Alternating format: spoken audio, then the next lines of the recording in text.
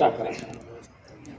મિત્રો, આમ તો ગ્રામ સભા દર 3 મહિને મળે છે, 3 મહિને મળે છે અને વાર્ષિક 4 ફેરે મળે છે। પણ જ્યારે કોઈ જો વધારાની જરૂરિયાત ઊભી થાય તો ગમે ત્યારે પણ ગ્રામ સભા ભેગી થઈ શકે છે। મિત્રો, આ જે બાળકો બેઠા છે એ આવનારા ભારતનું ભવિષ્ય છે અને હું આ શાળાના પ્રિન્સિપાલ તમામને અભિનંદન આપું છું કે આ બાળકને એક શ્રેષ્ઠ નાગરિક બનાવવા માટે તમે જે આજે આ ગ્રામ સભાનું આયોજન કર્યું છે તે અભિનંદન અને શુભેચ્છાને પાત્ર છે। મિત્રો, ગામ સરપંચ સીધો ચેકમાં સહી કરી શકે છે। હું જિલ્લા પંચાયતનો પ્રમુખ છું, મારી પાસે સત્તા નથી। સરપંચ પાસે સંપૂર્ણ સત્તા છે।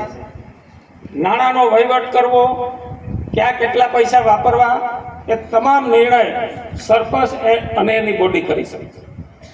મિત્રો, 95 પછી ખાસ કરીને ગ્રામ્ય લેવલે સરકારશ્રીએ ઘણી બધી યોજનાઓ આપી છે। આ રાજ્યના મુખ્યમંત્રી કેશુબાપા હતા ત્યારે ગોકુલ ગામ યોજના થકી દરેક ગામને પહેલા 5 લાખ રૂપિયા આપવામાં આવ્યા અને અત્યારે તો કરોડો રૂપિયાનું ભંડોળ વસ્તી આધારિત નાણાં પાસ હોય, તાલુકા પંચાયતના સદસ્યની ગ્રાન્ટ હોય, જિલ્લા પંચાયતના સદસ્યની ગ્રાન્ટ હોય, ધારાસભ્યની ગ્રાન્ટ હોય, સંસદ સભ્યની ગ્રાન્ટ હોય, એ તમામ ગ્રાન્ટો સીધા સરપંચને કામ કરવાનું છે।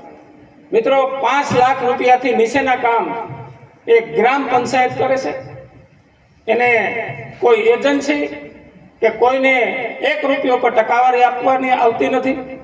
મિત્રો, આજે ગામમાં રોડ, રસ્તા અને શાળાઓ વ્યવસ્થિત બની ગઈ છે। મિત્રો, રાજકારણ આમ તો લોકોને થોડુંક ગંદુ લાગે કે રાજકારણ એટલે આમ તેમ, રાજકારણ દરેકના જીવનમાં હોવું જોઈએ। આ બાળકોના હાથમાં એકથી સુકાન આવવાનું જ છે, ત્યારે એને જો કંઈ ખ્યાલ હશે, મારું તો કહેવું છે કે રાજકારણનો વિષય શિક્ષણમાં હોવો છે। મિત્રો, રાજકારણ હશે તો દેશ અને દુનિયામાં શું હાલી રહ્યું છે આપણે ખબર પડશે।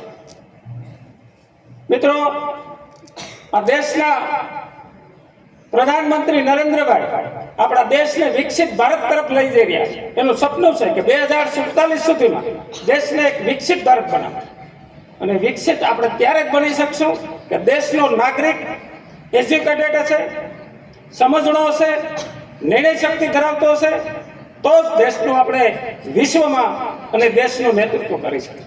એટલે હું આ સંસ્થાના દરેક વ્યક્તિઓને, સાથે સંકળાયેલા ખાસ કર્મચારીગણને હું અભિનંદન આપું છું કે આ ગ્રામ્ય કક્ષાએ તમે જે આ ગ્રામ સભાનો કાર્યક્રમ કરી અને બાળકોને એક શિક્ષણની બહાર એક સમજૂતી આપી, તે બદલ હું તમામને અભિનંદન આપું છું। અને ખાસ કરીને જે આ ગ્રામ સભા યોજવામાં આવી, એ આ ગ્રામ સભાના દરેક વિદ્યાર્થીને, એક જણને હું ખૂબ અભિનંદન, શુભેચ્છા આપું।